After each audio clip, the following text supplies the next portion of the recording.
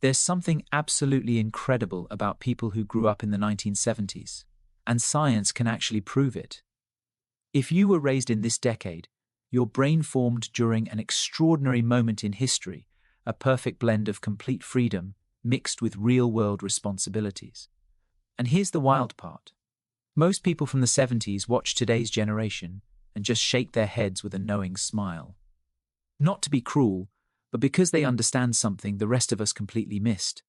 They lived through something that can never happen again. A time so absolutely magical, so wildly free, that even now, decades later, they still catch themselves saying things like, "I'd give anything to go back," and live it all over again. Or, "We had no clue just how amazing we had it. To capture it perfectly, we drank straight from the garden hose. We were basically wild animals and it was absolutely incredible."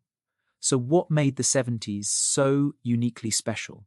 And even more fascinating, what did it do to your brain that makes you fundamentally different today? The first quality is what scientists call independent problem solving. And it began with one phrase every 70s kid heard constantly: "Go find something to do, or I'll find work for you to do." You understood exactly what that threat meant. If you dared complain about being bored, suddenly you were organizing closets or scrubbing floors. So you adapted quickly. Handle it on your own. Research on unstructured play shows that children who had to invent their own fun developed dramatically stronger thinking skills and imagination. You weren't given organized activities. You weren't constantly scheduled. You had to create your entire day from absolutely nothing. This explains why you disappeared into books for hours, explored neighborhoods on your bike endlessly, or spent whole afternoons in the forest building elaborate hideouts. You might remember thinking, "I never felt bored. I lost myself in books or disappeared on adventures." I loved that independence. Your brain mastered something modern kids completely skip: how to create meaning from nothingness. That explains your imagination, but it doesn't reveal why you seem almost impossibly steady during emergencies. That comes from your next quality: smart risk assessment. You grew up scaling trees that were ridiculously tall, riding bikes with zero protective gear, launching rocks at friends, lighting up fireworks without supervision. You might joke that was our version of the internet. Every scraped elbow, every small disaster, every narrow escape was training your nervous system something essential. Studies in child development prove that kids who experienced physical danger during play developed superior judgment skills and lower stress levels as grown-ups. Your brain discovered the real difference between genuine threats and acceptable risks by actually experiencing them, not through screens or helicopter parents swooping in.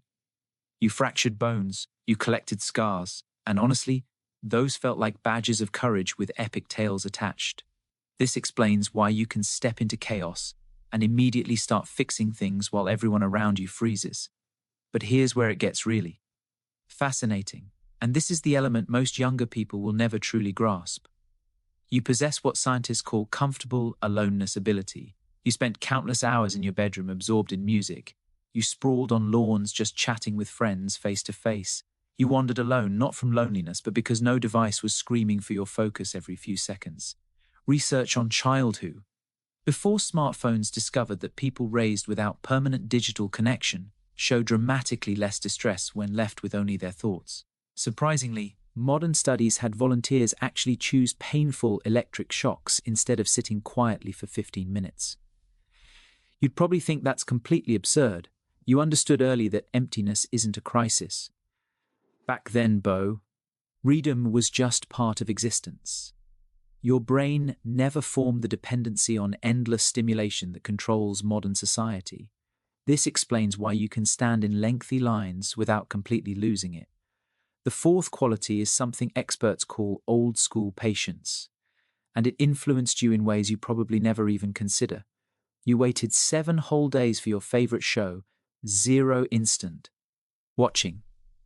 You snapped pictures and waited entire days to discover if they worked. You wanted to reach someone. You remembered their complete phone number and crossed your fingers they'd answer. Studies on waiting for rewards prove that people raised having to wait for things demonstrate better self-control, healthier relationships, and stronger professional achievement. Your whole childhood was BA, sickly training in patience that today's world actively destroys. This reveals why instant everything doesn't fulfill you like it does younger people. And here's the quality that connects everything together. You developed what experts call independent navigation wiring. At 8 years old, you vanished from the house after breakfast, and your parents' only instruction was get home when the lights.